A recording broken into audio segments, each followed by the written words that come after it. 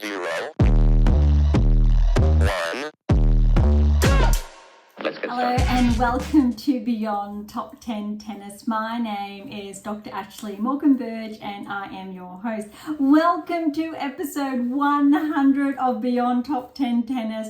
I am so excited that it has aligned, or it is aligning with day one of, our special edition of the Wimbledon Championships, which is incredibly exciting. Backtrack a little over 12 months ago when Beyond Top 10 Tennis launched. It was a long time coming. Those of you who tuned into those early episodes, you'd recall me sharing that I was prompted many years ago, believe it or not, to start a podcast and begin sharing these really important and key insights that essentially came out of my body of work and continue to come out of that body of work. And for some reason, it just wasn't the right time. Essentially, I was too busy writing those, I'll say 11 books at that time. And you all know, if you have been tuning in for the best part of the last 12 months, that my latest book, so my 12th book, came out at the end of last year, which was incredibly exciting, and that was how to develop a top 10 tennis ranking, and it really set essentially the platform for this new, I think, format where we've been diving into key rankings and results.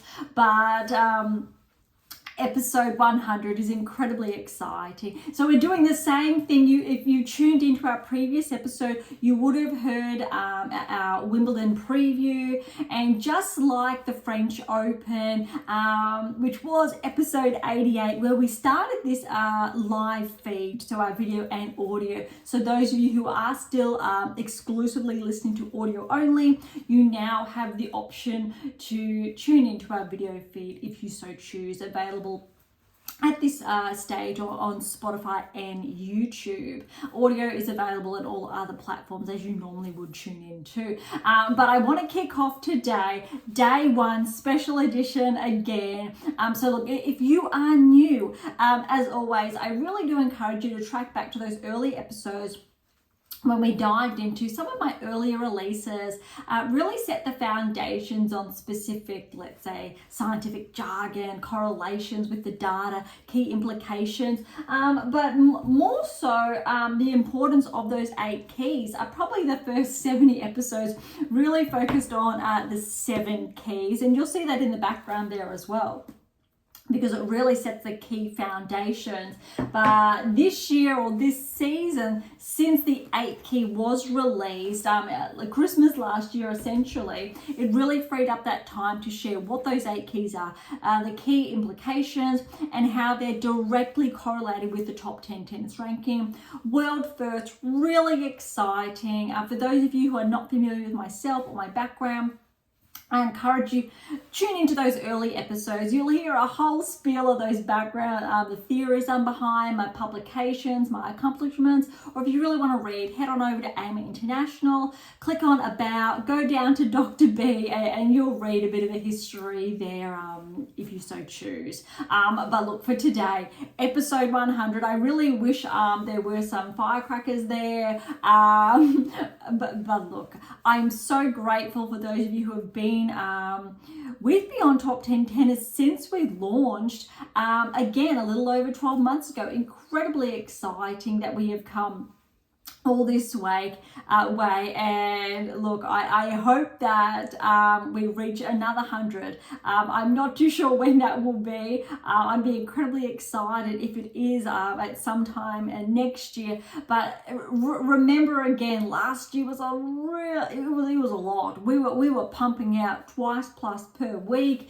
So we'll see how we go. I'm in no rush, and hopefully you're in no rush too, because I really want to make sure, I think, each episode, really, I think rich and valuable with those key takeaways from those results and those rankings.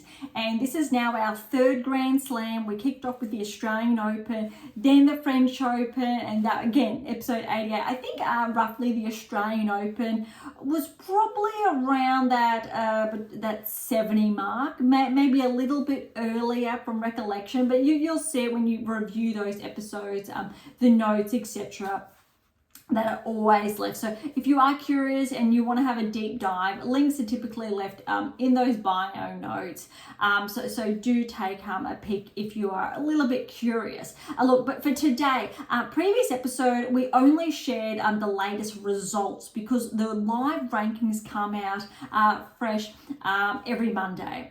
And so it has essentially aligned with day one of Wimbledon. So unlike the French Open, it was really jam-packed, that first episode. So we're just going to share a couple of key insights on the rankings on the WTA Tour first, before the ATP Tour, and then we're going to dive into day one action. We don't have too many surprises for day one, maybe some, but also those of you who are familiar with the predictive analytics and I think markers that I have shared, it's not surprising. So it really runs home how powerful that data is. Remember the rule, the 8%, specifically with the top 10, 8% of players will primarily stay inside the top 10, 2% are susceptible. This year is actually, however, an anomaly where we have more players susceptible to regress outside the top 10 and more openings for players to cross that threshold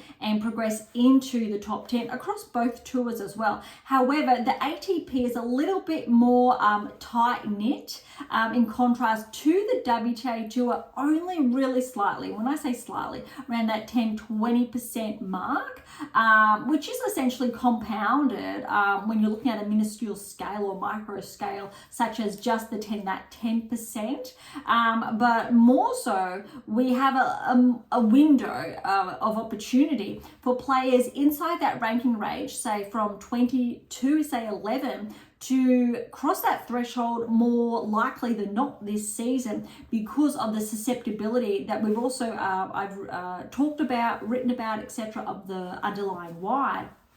And because those 8 keys are solidified in 50% primarily of players' games, some might say 70% more so on the ATP Tour at this stage. Normally in each and every season, we would see that at an 80% or 8%, sorry, getting a little bit ahead of myself. And it's really important to note and how it correlates with Grand Slam success and what we are really seeing unfold. If you want to learn more of that, of course, these 2 books, 8 Keys, covers it all. Let's dive in though to these key rankings. I want to start from the 100, work our way to 1, typically just outside the top 100 though. I wanted to note Osaka, she's still there, she's at 113. Really important note, after however her first round win that we do know that has unfolded, potentially she will crack back into the top 100. Noteworthy players who are just inside the top 100 who essentially were around that same ranking range are Badosa and Wozniacki. So they're 93 and 91 respectively, purely because of their performances last week progressing through those earlier rounds. And I believe Osaka, she chose not to play, so she didn't get those ranking points essentially as Badosa and Wozniacki did, but it looks like she's just behind. Okay, 5 places up, we've got Harriet Dart, so she's cracked into the top 100. I believe Dart has been inside the top 100 previously, but it looks like she's fresh back. Now, here's a noteworthy name, Zarazua, and you'll hear me touch on her later. But she's at 98 in the world. We know obviously her first round opponent. We will get to that later when we get to the draw. All right, so I've touched on Badosa's at 93. Wozniacki is at 91. We've got Fotova, noteworthy name as well, 88 in the world, 17-year-old from Czech Republic. Now, remember, Mira Andreeva is also 17 years of age, and they did face off in the first round. Fruhvirtova, 17 years of age again. She does have a sister on tour. I'm not sure what her ranking range is at this stage, but it is a very familiar last name. So I really want to make sure we're not confusing Brenda, 17-year-old, and her sister if we do end up coming across her. But we may review that when we're looking at the draw if that is applicable later on. Irani is at 86. Martic has had a steep regression of 11 back to 85. Saville, she's at 82. Steady there, good climb, but we will also get to her first round encounter shortly. Sheriff, she's at 78. Townsend's at 76. Kruger is at 75, a 12-point progression there. Seidman, 72. Grachev is back 2 points to 70. Volonyet is at 69. All right, Ushi Ima is at 68. We know her first round encounter as well. Podoroska is at 65. Christian's at 62. Blinkova is at 60. That is a 6-point progression there. Bogdan is back 7 points at 57. Rus is just back 1 at 56. Again, her first round. Parry, an interesting first round. Again, we know against Osaka, but she's at 53, 21-year-old from France. So when we look at obviously those ranking correlations, that was a very good win for Osaka. Stearns, she's at 52, a 7-point progression there. Stevens is back 5 at 50. Kalinina's 47, Pliskova 46. Again, we know Pliskova was in action day 1. Cocchiaretto is back 2 at 43. She did pull out, I believe, from Wimbledon.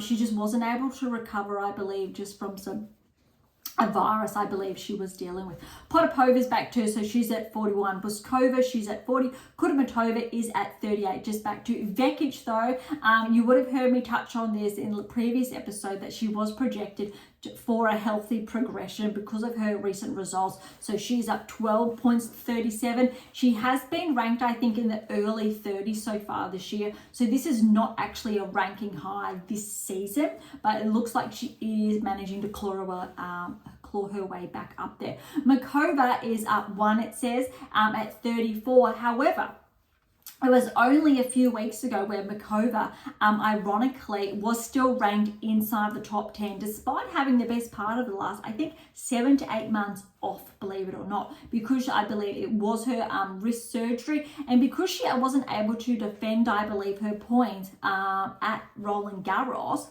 that's when those points fell. Ironically, though, those points really should have fallen probably 3-4 months ago, so it's not surprising that she is at that ranking range.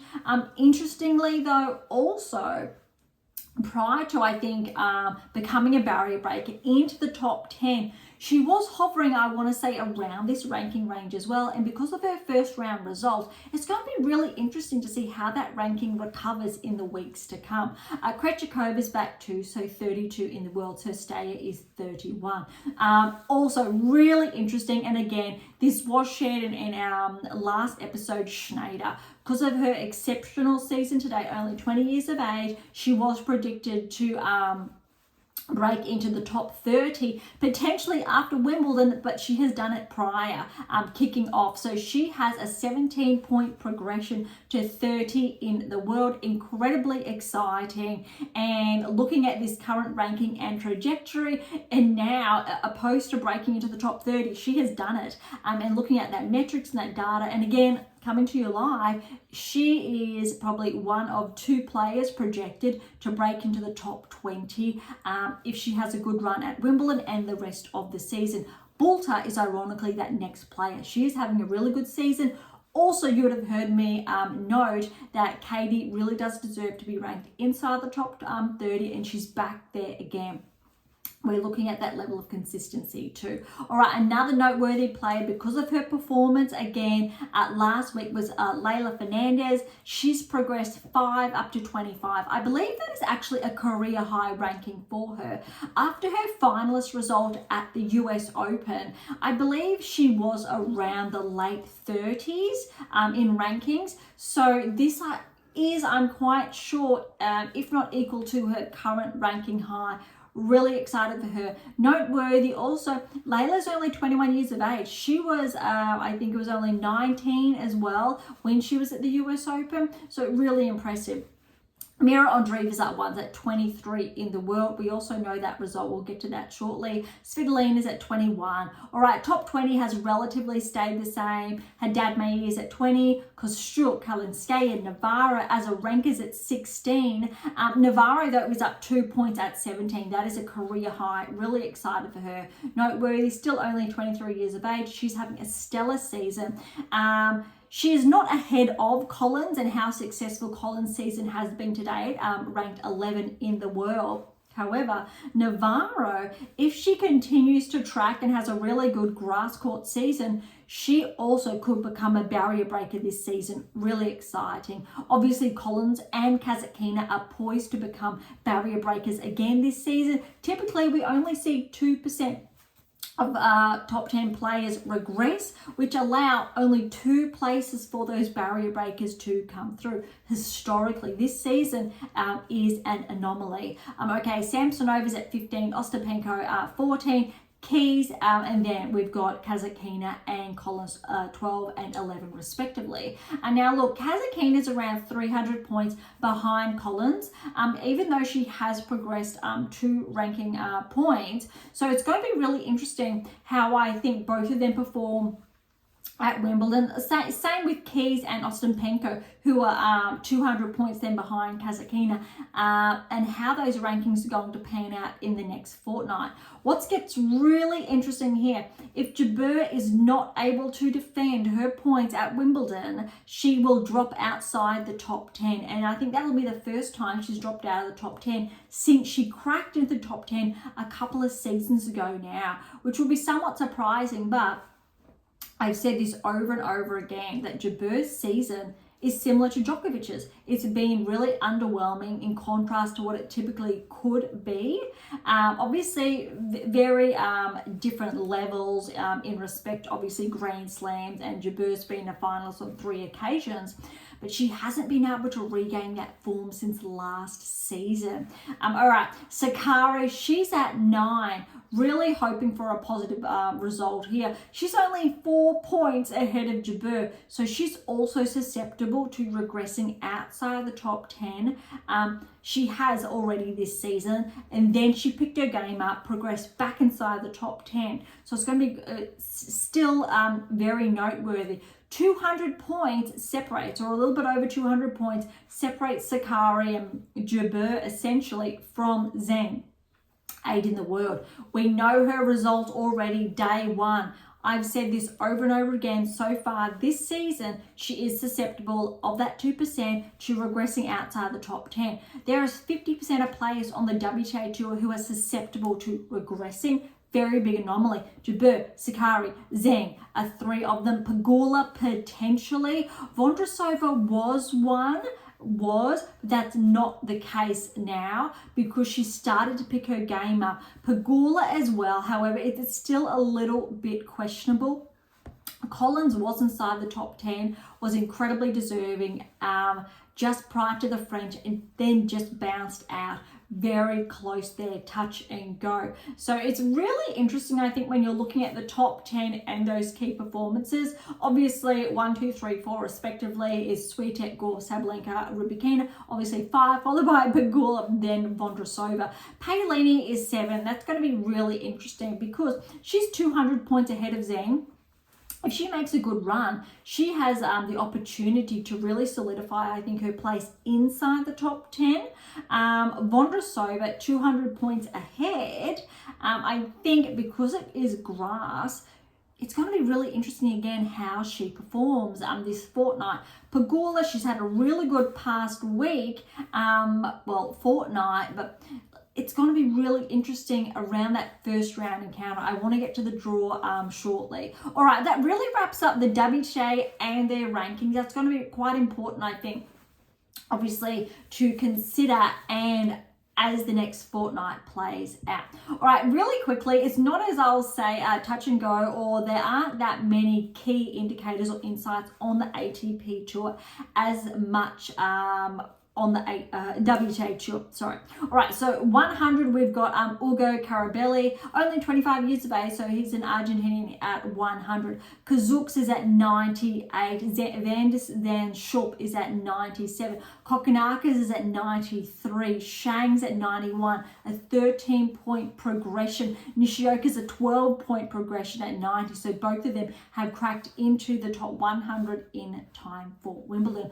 Goffin, now, he's at 83. Remember, he's a top 10 player or former top 10 player, 33 years of age, from Belgium, but really noteworthy that he has cracked back into the top 100. I think it was a few weeks ago now, but incredibly exciting for him to be back in, I think, this ranking range. Berge is 82 in the world. He's from Belgium, but he had a very interesting first round match, and we will get to that again shortly. Menzik 78, Hijaka is 77, Nardi's at 75, so both Wilds at 74, Nagal 73, Gaston 71. Okay, Nakashima is at 65. However, noteworthy, Max Purcell is 26-point progression to 68 in the world after his stellar finalist result, obviously falling to Fritz that we discussed in our last episode. And Vukic is just behind him at 69 with a 12-point progression. Both of these Aussies are having a stellar, I'll say, 10 days. We know one of them, Vukic, obviously has progressed past or through the first round. Purcell did fall early, but we're going to essentially put that down to really, you've heard me touch on periodization, that chart work, that planning. Purcell had a really huge week, and it looks like he just wasn't able to recover in time. Okay, Nakashima is at 65, which I've just touched on. Eubanks has regressed 20 points to 62. Dan Evans is at 60. Berrettini, 1-point progression at 59. Mapesh Perricard, who just missed out, I think he fell, we touched on in qualifier, but he's at 58. All right, Michelson's at 55. Borges is at 50. Kaboli's at 48. Poprin, another Aussie, is at 47. Offner, 45. That's a 9-point progression there. Nori's at 42. Thompson, it's 40. Macaque, 39, and Zheng is at 38. Arnaldo is at 35. Monfils is a 7-point progression at 33. Really good. I think this is Monfils' highest ranking this season. It'll be really great to see him crack back into the top 30, which looks like it could be the case after, I think, his first round result. It's almost unusual to have Gale outside that ranking range, but we know he's capable of being based inside the top 20, and he's 37 years of age. Really exciting with his form. All right, Tiafoe is up 1 to 29. Drape is up 1 to 28. Greek in Sport is up 1 at 27. Mazzetti 25. Mannarino is back to 24. Mannarino was inside the top 20, so he's had a slight regression of late. Court is just back 1 at 21. Jarry is just back 1 to 20. Tabilo, 5-point progression to 19 in the world. He's had a really impressive week as well. Ogor Lissame 17, Runes at 15. Shelton and Paul and Fritz have also switched places, essentially, because it was Paul, Fritz, then Shelton. So because of Fritz's title last week, he's overtaken Paul again. And there's only around 250 points separating the two, but there is between Shelton and Paul roughly 500 points in that separation there. And then Tsitsipas is at 11, and so there is around 300 to 400 points separating Fritz from Tsitsipas at this stage. Tsitsipas has been hovering around that range, but what's really interesting, Dimitrov is 10. He's at 3,750, whereas Tsitsipas is only 5 points behind. Really interesting. It's almost like the WTA Tour, and we're talking about those key ranking ranges and how it's really close at the moment for those players to cross the threshold to become barrier breakers for the season. And we don't normally see those points that close. Really interesting and noteworthy, especially when you're looking at the key data and those key implications. Okay, Dimitrov is back 2 points. However, he's steady then at 9. He is roughly a little over 100 ahead of Dimitrov. He needs to have a good tournament nonetheless to maintain that ranking because of those players outside the top 10 who are really pushing the threshold when we're looking at the players such as Tsitsipas, Fritz, and Paul. They're really knocking on the door of the top 10 at this stage, similar to Kazatkina, Collins, and Keys on the WTA Tour. Okay, respectively then to 8-7, Ruud, Hurkacz, Rublev's there as well. But there's a very big gap between Medvedev, who is 5 in the world. And when I say gap, well, you're looking at 2,000 points. So players from 5 through to 1 are relatively safe, whereas players essentially 6 and back are around, well, essentially the late 3,000s to those early 4,000s. And it looks like that ranking range could have a bit of a fluctuation if these players do not, let's say, maintain their form. We're looking at those quarterfinal results or further.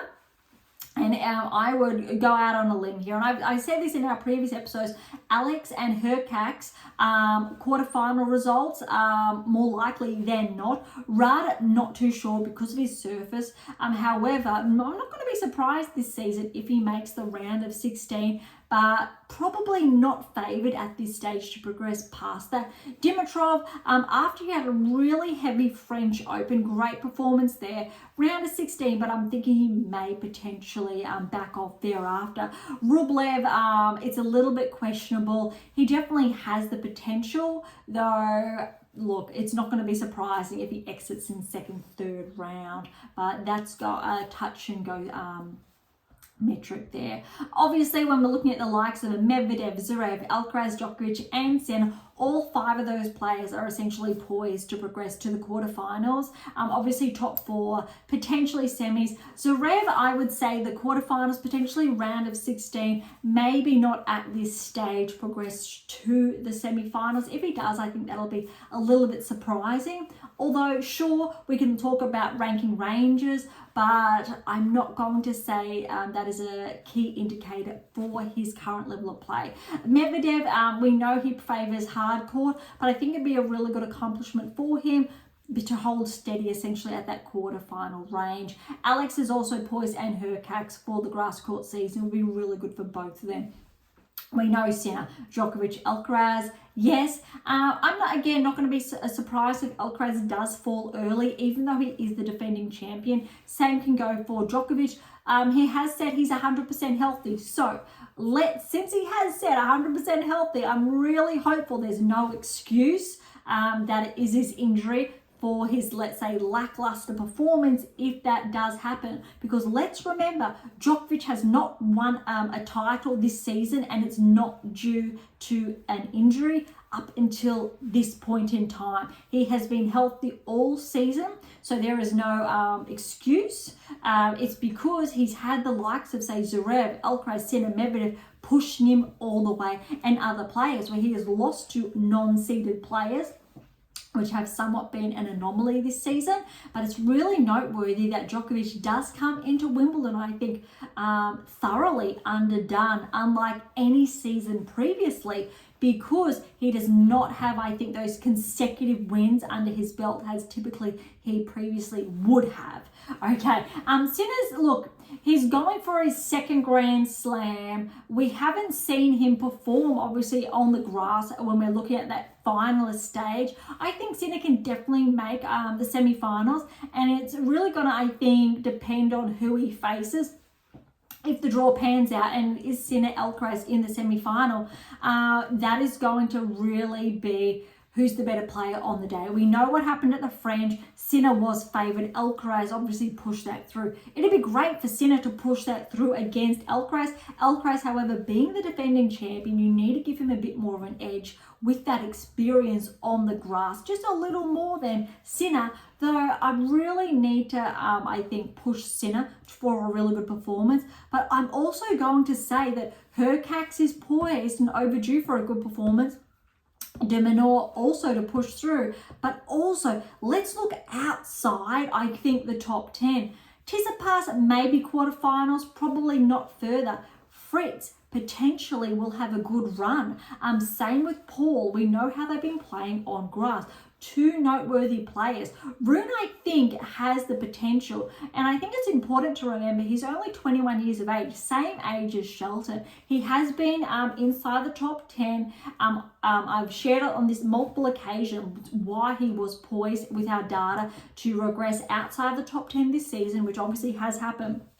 Again, those of you who are not familiar with our data, look at or listen to those previous episodes, because I really run that home why, and it's just another key metric where our data was correct, that this was going to happen, and again, the power of our predictive analytics.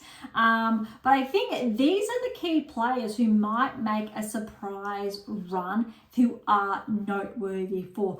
Draper as well, he is at 28, potentially round of 16. Maybe he could have a huge breakthrough at a quarters, but let's say round of 16 at this stage, which is still going to go above and beyond his current ranking range. But again, he's a 22-year-old from Britain, and it looks like he's essentially an incredible hope there. But you know what? Someone's ranking who I have not touched on is Murray. And it looks like it's his last Wimbledon, and it would be sensational if he made a round of 16 or further. We know how his body has been. So I will just say I really hope he has the best outcome possible, and he just finishes and plays healthy. But these are, I think, when we're looking top 30, those noteworthy players. And look, I haven't said it so much on the WTA, so I'll just track back there quickly, but Collins, Kazatkina, Keys are all outside the top 10, but it's 13, 12, 11 respectively. Similar to, I think, the men's tour, who could potentially have a good run. Kalinske is 18. She's had actually a couple of good performances leading up to Wimbledon. Maybe same with Navarro at 17. You could probably potentially look at some upsets there. Fernandez as well, even though she's 25 in the world. Bulter and Schneider probably cap that off as well if we're looking at top 30 players who could make a deep run. And I'm talking about round of 16 and some players, say not inside the top 10, who could be a little bit surprising there. On the men's side, players, let's say, ranked inside the top 30. I've touched on Draper. Mazzetti, maybe. Bublik, I think, could be somewhat of a challenge and big surprise at Wimbledon. He didn't go as far as anticipated on clay, but he definitely has the serve to progress further. Korda maybe as well, but I think the players who have made the most noise around, we're looking at those round of 16 berths primarily, but we will touch on that, I think, as the week and the fortnight unfolds. All right, let's dive in. Second half, the women's side to begin with. The first match we do have, which is not surprising, but I'm sure it is the biggest upset of the day. 8th seed Zheng is out. I have said this over and over again, that even though she was a Grand Slam finalist at the Australian Open, her top 10 ranking has not correlated with her results all season. She's had some good runs, but that's equivalent to, say, a top 20, not top 10. But remember, I am being incredibly harsh because the benchmark for a top 10 is incredibly high when we look at those micro discrepancies that I've touched on previously. Essentially the 11 techs to date, because you need to remember that one bookend there, that those who are not familiar with my work, is a fictional release. So that's 11 texts, specifically non-fiction, when we're looking at progressing towards that top 10 tennis ranking and the key data and the respective implications. All right, so the Kiwi actually soon qualified and has knocked out Zheng. Incredibly exciting for her. All right, Van Utvanchk over Strata Butsiva, a qualifier. I apologize for the mispronunciation. I am confident that I have. However, the Ukrainian has got the win over the Belgium, or the Welsh. Okay, and that was 4-3. Zhu over Bagu, love and 4. Townsend over Pavlyuchenkova. Pavlyuchenkova, 25th seed, got the win there, 7-6, 6-1. The tiebreak was 7-4. That could have actually gone either way, but Pavlyuchenkova, she's been a Grand Slam finalist previously. It was a long time coming, but incredibly deserved. I think that was last season, no, 2 seasons ago, I think, if my memory serves me correctly. She hasn't been performing that well over, I want to say, the clay court season as she could have. But we know Pavlyuchenkova has been on the cusp of being inside the top 10 a number of years ago. She definitely can crack back into the top 20, but this is quite interesting. And I think Pavlyuchenkova could possibly make the round of 16 here and have a smoother run, especially since Zheng is out of this quarter of the draw now. I think it really opens it up, and she is the more favoured player to push through to the round of 16. That's a huge, I think, exit from this quarter of the draw. Noteworthy as well in this draw, who I'm going to touch on now, is Raducanu. Now remember Zarazua, who I touched on. So I think it was 98 I just touched on in the world, 93, 98. Lucky loser.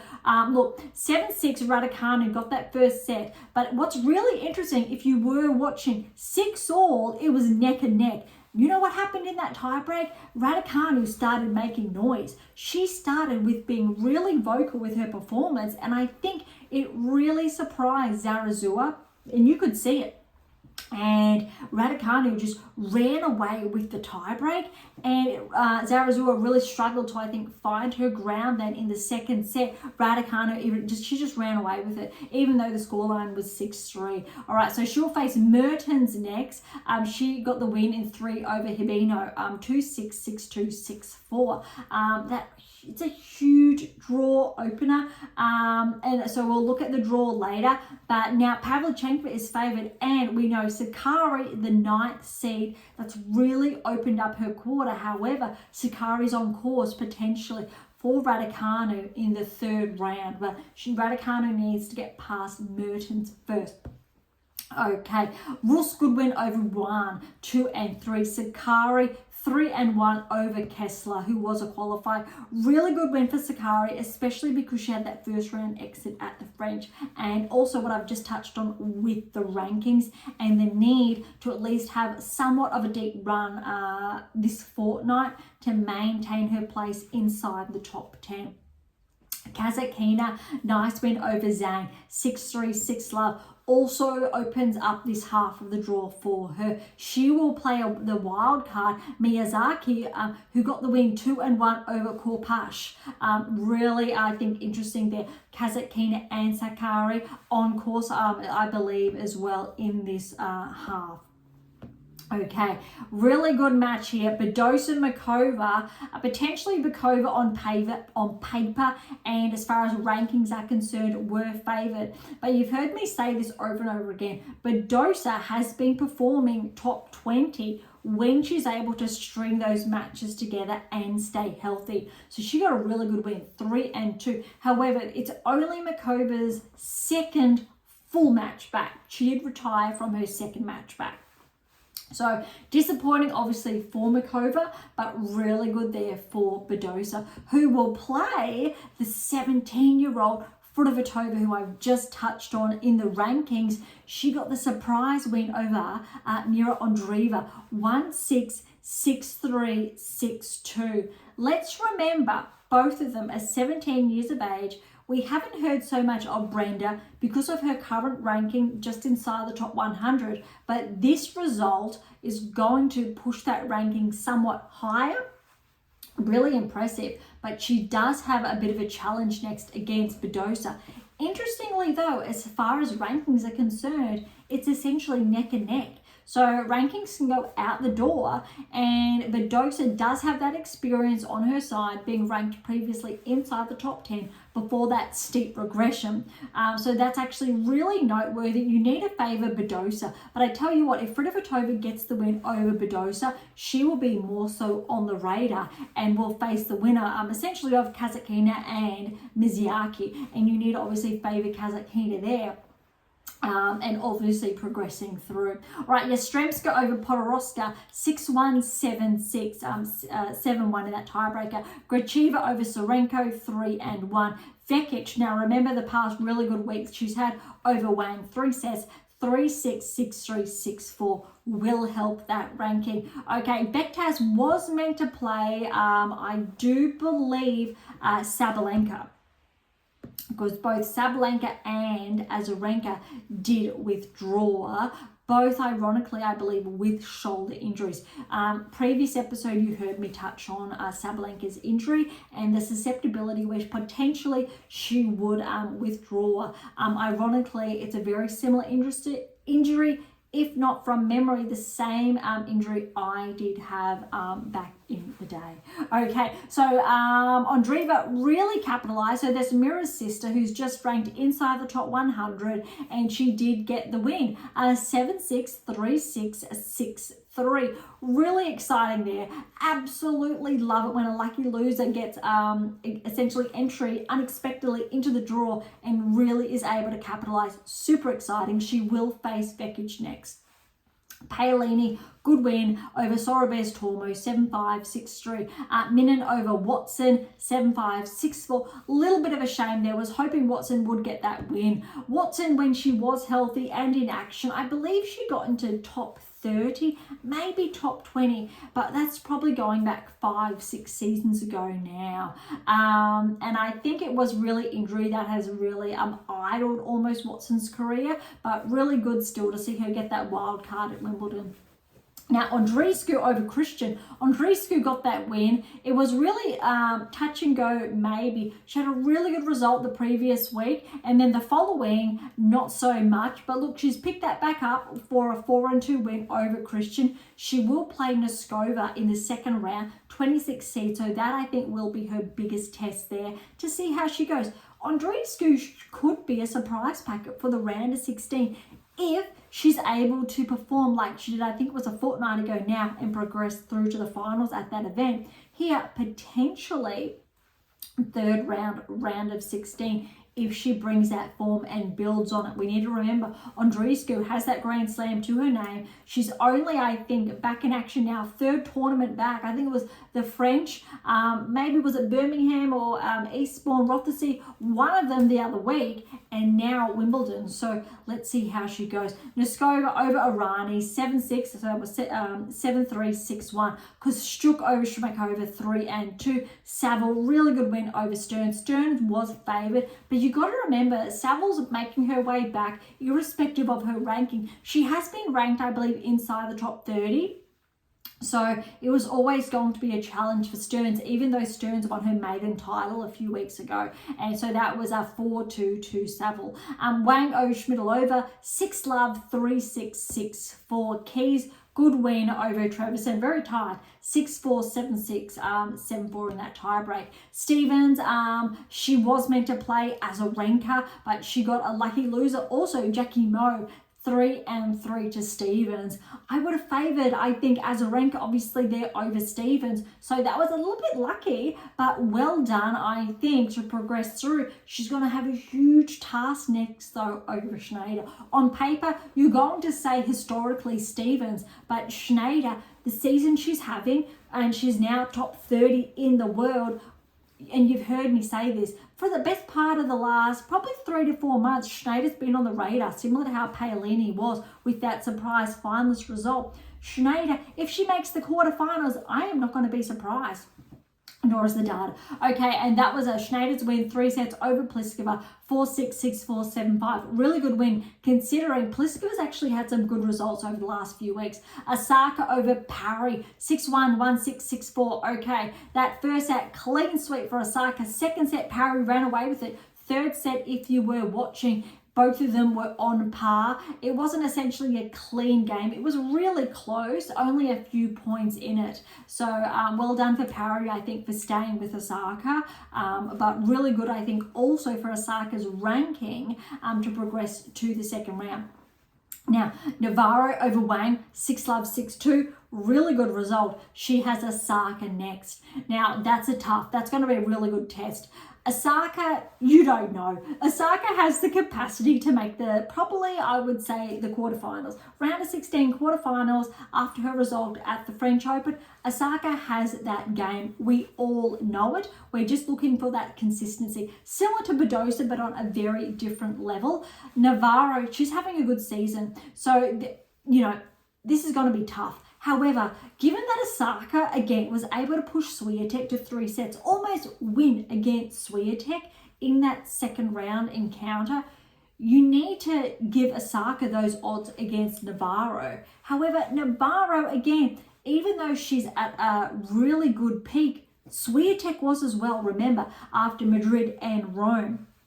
So this is going to be, I think, really interesting. A good test for Navarro to see how well she will track. Navarro obviously has the capacity to progress to, I think, her maiden round of 16 result at the Grand Slam level. Osaka, very similar. So that is probably one of the key matches of interest in the second round on the women's side. Okay, Cartel qualifier took out Sir Staya, the 29th seed, 3-6, 6-2, 6-love. Burrell over Liza qualifier, 6-2, 6-4. Danilovic was also a lucky loser, but Todoni a qualifier, wow, 7-5, 6-1 to Todoni.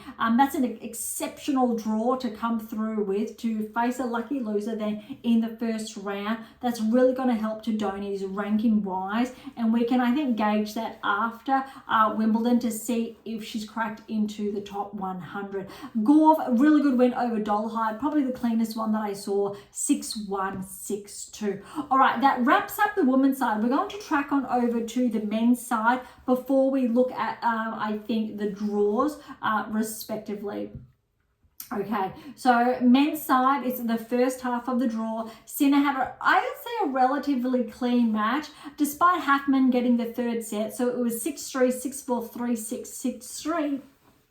Arguably, and we'll touch on this shortly, I think Sinner actually played better than Alcaraz in his match, even though his was a 3-set. Now, what's going to be really interesting is his next round opponent. Berrettini in 4 over Fucsovics. Really good win for Berrettini there, because Fucsovics probably would have been favoured. 7-6, 6-2, 3-6, 6-1. That tiebreak was 7-3. But Berrettini will play Sinner next. That is actually a huge, underline huge again, 3 times, because Sinner is going to play a previous Wimbledon finalist. That is really significant. I don't think I touched on that in the previous episode, in episode 99. Maybe, but that is going to be a very big test. Sinner is obviously favoured, but Berrettini on grass is dangerous. And Alcaraz does not have that danger in his quarter of the draw, which really does leave Sinner a bit susceptible. He needs to get past this hurdle, I think, before the draw opens up just a little bit. But if Sinner is going to win his maiden Wimbledon title, he's going to have to get through a former finalist. We will look at the other players as we get through the draw. All right, Nagal fell to Kekmanovic, 6-2, 3-6, 6-3, 6-4. Greekensborg, the 27th seed, over Galan, who was a lucky loser, 7-6, 6-3, 6-4. Shapovalov over Jarry, 19th seed, and this also was predicted yesterday or the previous episode, where Shapovalov was potentially predicted for that upset. 6-1, 7-5, 6-4. Well done to Shapovalov. He will play Altamayor next, who got the win in 5 sets over Ferry, another wild card, a Brit. 4-6, 7-6. That was 8-6 in the tiebreak. 1-6, 6-3, 6-1. Geez, you really got to love those 5-set matches when you get that type of scoreline. It's incredible, and there's a lot of 5-setters to come that we are going to touch on. Shapovalov, again, former top 10 player. He has peaked, then he fell off, then he peaked, then he fell off. He's starting to find his ground. Similar to Igor Alisime, who was top 10, regressed outside the top 10, started to track back into the top 30, then top 20. Now, Shapovalov, we're really looking for him to string these wins together. He's against Altamayor second round. He definitely could get that win there. Get to the third round where potentially he will face Shelton if we're just going on rankings alone. And that'll be really, I think, interesting and noteworthy respectively, because it's definitely, I think Shapovalov has the capacity to progress. All right, Harris against Michelson was another 5-set match. Huge. Okay, Harris was a qualifier there. Interesting though, Harris has been a round of 16 previously. I think it was at the Australian Open nonetheless, but making, I think, a surprise appearance at a round of 16 at the Grand Slam. He's been there before. However, he wasn't able to stabilize, I think, that performance and maintain that baseline. But okay, really good win over Michelson. 3-6, 4-6, came back from 2 sets to love down. 7-6, 6-2, 7-6. Those tie breaks were 7-5 and 11-9 respectively. All right, Bellucci and Shelton. It looks like that one needs to finish off. Bellucci is the qualifier. I'm not too sure why that score is not showing at this stage. I will do a quick refresh to see if they're going to show me. But no, it looks like that must have been pushed. I know the first set was underway, so we will track back to that and revisit that next round then. Okay, Dimitrov against Laksevich, 3-set. That's a really good clean win for Dimitrov, 3, 4, and 5. Zheng over Garin, another qualifier. Even though Garin qualified, he's former top 20, but he's had a steep regression out there. Zheng, though, that was 5, 4, and 4. Okay, Wawrinka over Broome, who was a wild card. Really good win for Stan. 3, 5, and 4. Monfils, huge win over Mannarino. Again, the 22nd seed. 6, 4, 3, 6, 7, 5, 6, 4. So you would have heard me touch on the rankings. Monfils progressing in the rankings. And I've also touched on that with Stan as well. Good for both, I think, Wawrinka and Monfils to progress. Because guess what? They are going to face off in the second round. You've heard me say the key matches on the women's side. This undoubtedly is not a key match. It is probably the most exciting match, along with Sinner Berrettini, Wawrinka or Monfils. I mean, track back 10 years ago where you would have seen these both at their prime, probably both respectively inside the top 10 now. Monfils, you need to favour him as far as rankings are concerned. I don't think you can ever discount Stan. Not going to be surprised if this goes to 5 sets though. Obviously need to give Gael the edge there. Zhang over Janvier. Janvier qualifies. Zhang 32nd seed. 7-6, 3, and 2. Struff over Marizan. 6-4, 6-7, 6-2, 6-3. Muller over Gaston. Another qualifier. 6-4, 7-6, 7-6. That was 7-2 and 7-5 respectively. Medvedev, really clean win over Kofovic of 3, 4, and 2. Alcaraz over Lajal, again a qualifier, but 7-6, 7-5, 6-2. Now, if you watch these first 2 sets, they were neck and neck. And that's what I was getting at with in respect to Sinner's first round match, because Lajal really delivered, especially those first 2 sets. Third set, who I think was a little bit disheartened losing that second set, and he really wasn't able to maintain that level like Alcaraz obviously was able to, and he capitalized. He will play Vukic next, who is on a high, made the semi-finals last week, and he got through in 5 though against Offner. Look at this scoreline: 6-7, 6-4, 6-4, 3-6, 7-6, and that the first set tiebreak went to Offner, 11-9, and the 5th set tiebreak went to Vukic, 10-8. Yeah, I'll leave it at that. That's really, really impressive. All right, Korik got the win over Meligeni Alvarez. Another qualifier, 6-3, 7-6, 6-3. Analdi fell to TFO, the 29th seed, 6-7, 2-6, 6-1, 6-3, 6-3. 5-setter for Francis. That is really significant, but it'd been really nice to see TFO get a couple of wins, I think, under his belt to push back at least inside the top 20. Nakashima, he got an upset over Baez, the 18th seed, 2, 3, and 4. Thompson in 5 over Kotov. Kotor was favoured, but I did predict an upset for Thompson in 5, believe it or not, because there's something about Thompson and I think the grass who loves 5-setters, 5-7, 5-7. So Thompson came back from 2 sets to love down, 6-4, 6-4, 6-4. Wow, really cool, but you've got to love that scoreline and those numbers there. Van de Dant and Zandschulp over Brody, another wild card, 6-2, 4-6, 6-3, 6-2. Humbert over Shevchenko in another 5-set, 6-1, 4-6, 7-6, 6-7, 6-1. Wow, that is a tough way to go out. That said, I think the other score lines were a lot tougher, but it looks like Shevchenko just couldn't maintain that with Humbert in the 5th, and Humbert really capitalised. But you've got to remember, Humbert is the 16th seed. Paul, really good win over Martinez. He did lose 1 set though, 6-2, 6-1, 4-6, 6-3. Purcell, unfortunately, he did fall to Vitanen, who is a qualifier. So Purcell definitely was favoured, especially after his finalist result last week, but he did go down 3-2 and 2. And this was probably the biggest surprise of the first round result, or on day one, primarily because Purcell was probably favoured to have his best run to date. So it's a bit upsetting there.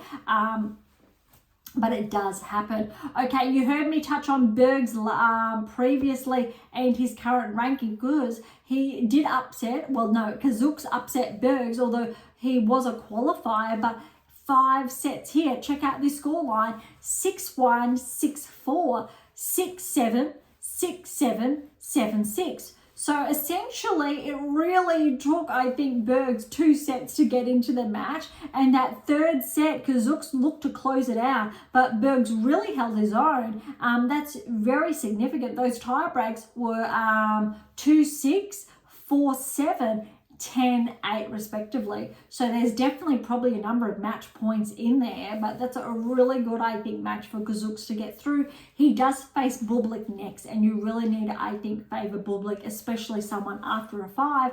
However, Bublik was also pushed to 5 sets against Menzik, 4-6, 6-7. Another player who came back from 2 sets to love down, 6-4, 6-4, 6-2. Now that is really impressive. Though what's really noteworthy around all these 5 setters, because we have this transitioning from clay to grass, so some players, it takes them a while to find their groove. Luckily, it is 5 sets. Arguably, if it was not 5 sets for some of these players, you would see similar results, say, to some of the women's side. They don't have those an additional sets leeway to find that rhythm.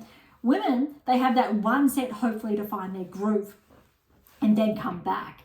The men, they've got 2 set leeway and then claw their way back if they haven't really found that momentum that they would choose with their game on the grass. Really interesting when you're looking at those dynamics. For players, however, who have done the right thing accordingly as far as periodization is concerned, and let's say their training schedule and their load prior, will not have these matches, or they're not as commonplace for similar reasons. All right, Senegro upset Navone, the 31st seed, 6-4, 7-6, 6-4. Bautista got a good win over Mateta Air, 3-1 and 4. Fognini got a really good win against a lucky loser, Van Ash, 6-1, 6-3, 7-5. He will face Ruud next. Ruud got a good win over Bolt, who was a qualifier, and there's a really good story behind that. He is an Aussie, but look, he was neck and neck with Ruud that first set, 7-6, and look, it was 7-2 to Ruud, but look, the scoreline was 6-4, 6-4. Bolt really held his own. His ranking has pushed out to, I think, the early 200s roughly. We have seen some good results periodically from Bolt, but he hasn't been able to, I think, maintain and capitalise that on, let's say, of the likes of a Purcell or Vukic when we're looking at those core Australian front runners. But look, we've got Thompson in there, Popperin, and obviously Alex de Minaur, who is top 10. And I think as far as I think the men's tour for Australian tennis is concerned, because I am based in Australia, it's been heading in the right direction. those that say obviously Barty, she's been retired now, I think for the best part of the last 3 seasons, and obviously as an Aussie, but there are underlying reasons why that has not been happening, and primarily, and I've touched on this previously, it's the 8 keys and not obviously being able to capitalize that and having the right tools at their disposal. And it takes time, because all of these players I've mentioned, they're not new. They've been around and been doing the work for some time now. And we're only starting to have some players doing the work, starting to progress, who are currently ranked outside of the top 100, progressing. We do have Saville, yes, who has been tracking, and Tomljanovic is starting to, because she's back in action. But she does play Ostapenko first round next. All right, that really does wrap up that first half of the men's draw. Now let's track back to the women's draw when we're looking at what's to come. Look, I'm not going to dive into essentially too many of those first round encounters that are going to happen, because we did discuss that in our previous episode with that Wimbledon preview. We know Swiatek has Kenin next, Garcia over Blinkova. We know Ostapenko has Tomljanovic, the Aussie who I just touched on. But they're primarily, I think, the biggest matches. Raducanu over Rus, not Rus, Rus with an E there. Fernandez has Bronzetti, Kalinskaya, Udavari, Samsonova, Masarova, Jabeur against Ushijima, who I touched on rankings-wise a short time ago, Svitolina, Lynette, Bulter, Maria, and Pegula Kruger. Now, I think Pegula Kruger is probably going to be really interesting. There's either going to be quite a significant upset and below that quarter of the draw open or not. And also, it's really going to depend. It'll be interesting how Rybakina performs. We know she's won Wimbledon previously, her sole and maiden Grand Slam win there. But I think for her, it's a matter of her health and how if she's able to sustain that. Now, she is in Swiatek's half of the draw. Pegula is going to depend how she tracks. She did not track well last week. She won the title the week before. So it's touch and go. Pegula definitely could make her maiden semi-final at Wimbledon.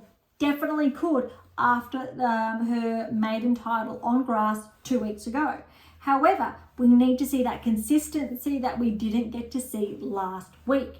Swiatek, she chose not to play on grass, understandably, because of that heavy season. She needed to find a little bit of rest time, and this was the best period between end of the French and beginning of Wimbledon. Rybakina had that time off, being unwell and preparing as well. I'm really curious to see how Collins plays. She's against Torsen, because that's going to be quite interesting, because she didn't perform, let's say, as anticipated at the French.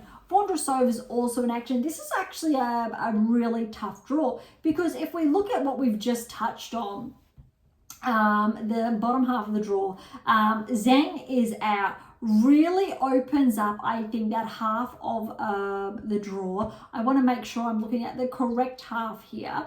Yes, now I've got it. Okay, so when we're looking at the respective halves, wait, here we go. We had essentially, Zheng was on track to track all the way through to the quarters and potentially face, wow.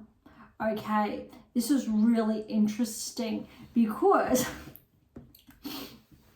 Vekic is here, Andreeva's here, and so we're looking to see where they are going to track respectively.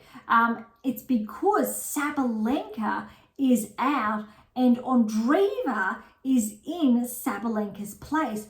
So this whole half of the draw, this whole quarter, no Zheng, no Sabalenka, and guess who's in this quarter? Sakkari is now favoured in that quarter to have a straight run through to the quarterfinals.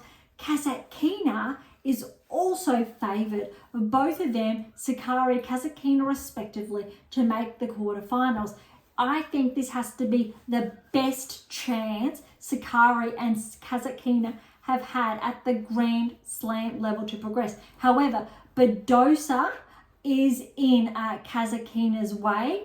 So that is going to be somewhat quite interesting. Also in Sakkari's way is Raducanu. So even though those two players respectively are not ranked, that's going to be probably a bit problematic respectively on that end. But that has really blown the draw open for those two seeds out of that quarter. All right, the other side of that draw, Paolini is at the top of that quarter, and then Gauff is at the bottom half. So Gauff and Paolini are primed essentially to face off against one another in the quarterfinals. And look, Paolini should progress through, potentially Kostyuk in the round of 16. Paolini should get through if she maintains that. Could have Andreescu third as well, but it's really going to depend how that level is of those other players.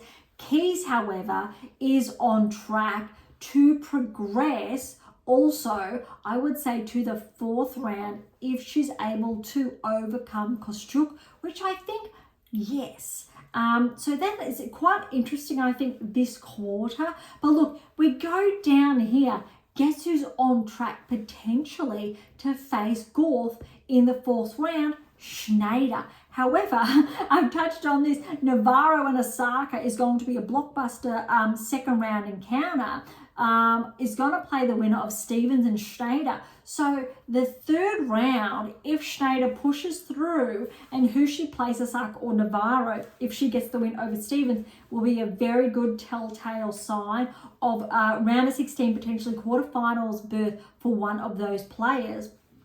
However, they will then respectively face off, it more likely than not, Gauff then in those quarters. Okay, that was a lot there. We can't really tell too much against the top half of the draw because we need to see that play out before we pull some of those metrics away. Okay, let's look at the men's draw.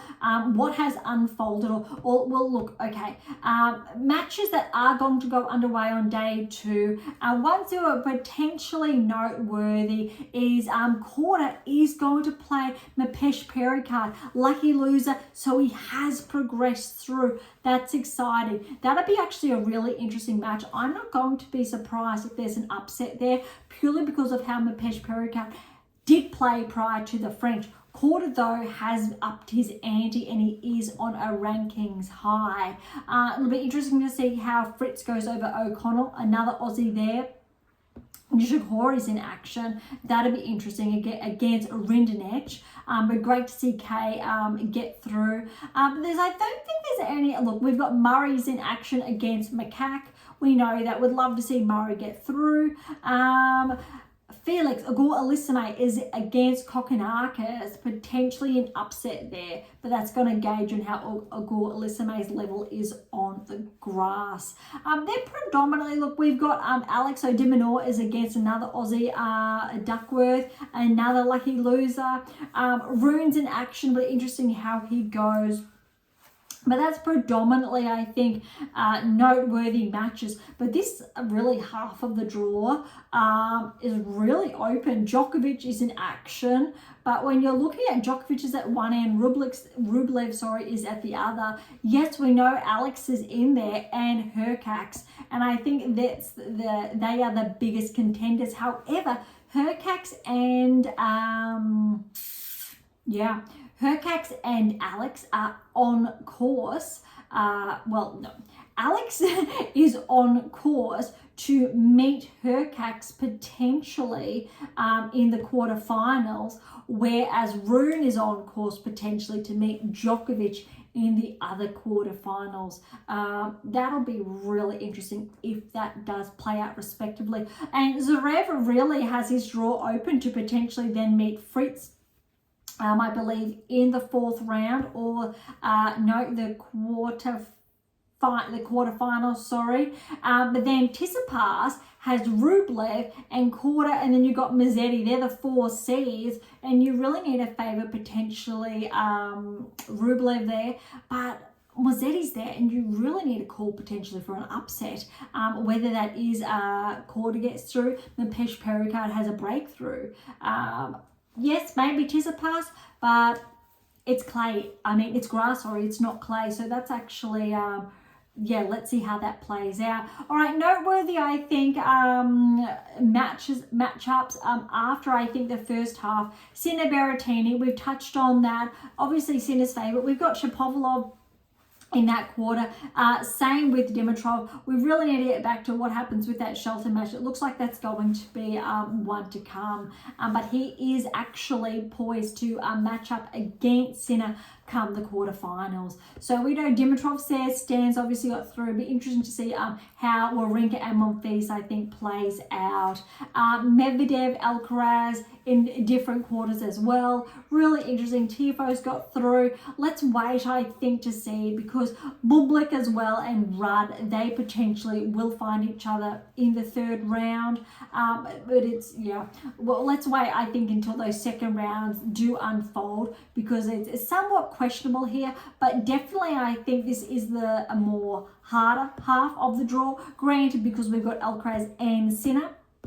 But also, I think it's going to be quite interesting how the second half unfolds on day 2 of Wimbledon. Okay, I think that's enough. This is a really long episode, but it always is on these first earlier days, recall from, I guess, the French Open. Thank you so much for joining us today for episode 100 and for our special edition of the Wimbledon Championships and day 1.